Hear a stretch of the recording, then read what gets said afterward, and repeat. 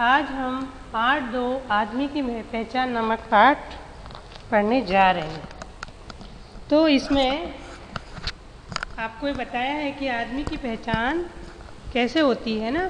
आदमी की पहचान उसके गुणों से होती, ना कि उसके कपड़ों से। तो इस पाठ में आपको यही बताया गया है कि आदमी की पहचान किससे होती है। तो यह एक चित्रकथा के माध्यम से बताया है कि एक बार नसरुद्दीन साहब घर पर आराम कर रहे थे, तभी उनका सेवक आया और बोला, सब दरवाजे पर कोई आदमी आया था, वह कौन था? क्यों मैं उसे जानता हूँ? क्या मैं उसे जानता हूँ? उन्होंने कहा। तो भी सोचने लगा सेवक, अपने दिमाग पर जोर डाला और बोला, नहीं साहब, पहले तो उस आदमी को कभी नहीं देखा, लेकिन हाँ, वह आपके लिए चिट्ठी दे गया है। अब नसरुद्दीन साहब ने सेवक के हाथ से चिट्ठी ली। चिट्ठी पढ़कर नसरुद्दीन साहब बोले, नगर के एक धनी और इज्जतदार आदमी ने अपने यहाँ मुझे किसी कार्यक्रम में बुलाया है। वह तो बहुत खुशी की बात है साहब। तो बोले, अच्छी बात है भाई, जब बुलाया है तो कार्यक्रम में जाना चाहिए।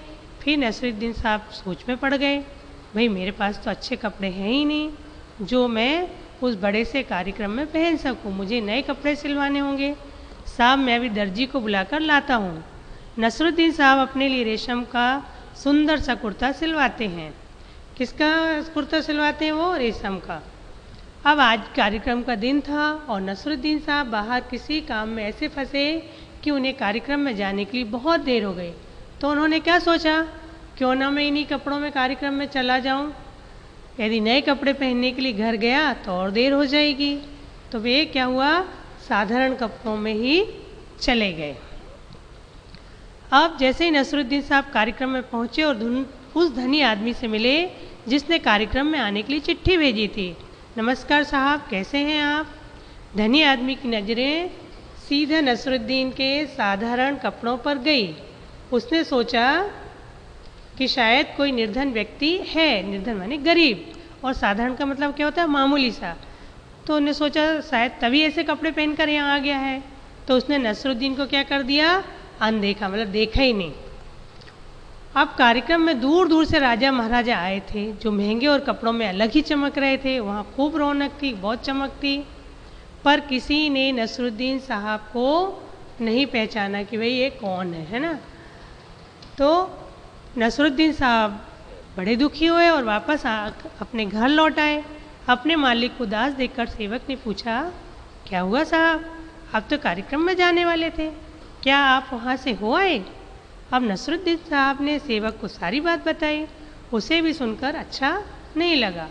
अब नसरुद्दीन सेवक को नए कुर्ते का डिब्बा और एक चिट्ठी देकर बोले, जाओ इस डिब्बे और चिट्ठी को उस धनी आदमी को दे देना। क्यों सेवक उस पते पर पहुंचा जहां कार्यक्रम चल रहा था।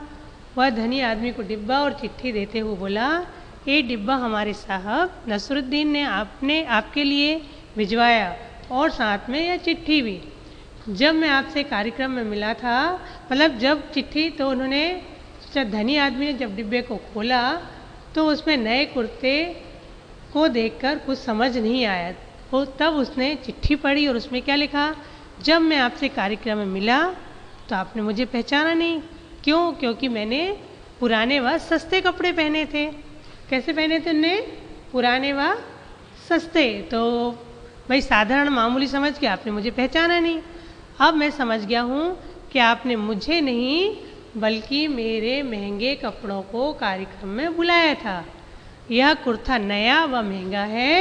अब इसको आप क्या दीजिए, इज्जत दीजिए। आपका नसरुद्दीन। अब चिट्ठी पढ़कर धनी आदमी को सब समझ में आ गया है ना।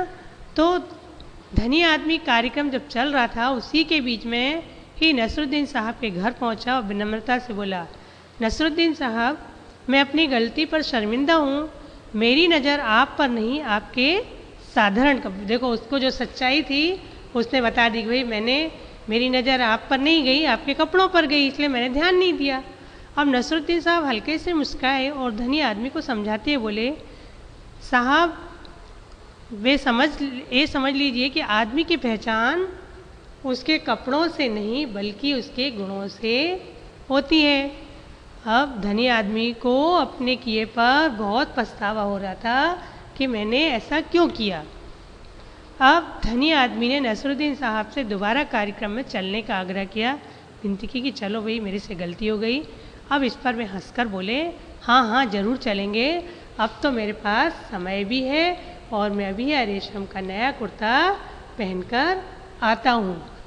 अब नसरुद्दीन साहब और वह धनी आदमी जब दोबारा कार्यक्रम में पहुँचे तो वहाँ उनका खूब अच्छे से स्वागत किया गया।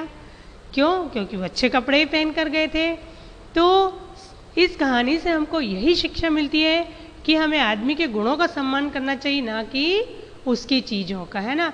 और व्यक्ति क्या करता है, अगर उसकी चीज़ों को करे, उसके कपड़ों को देखे, तो ये अच्छी बात नहीं है।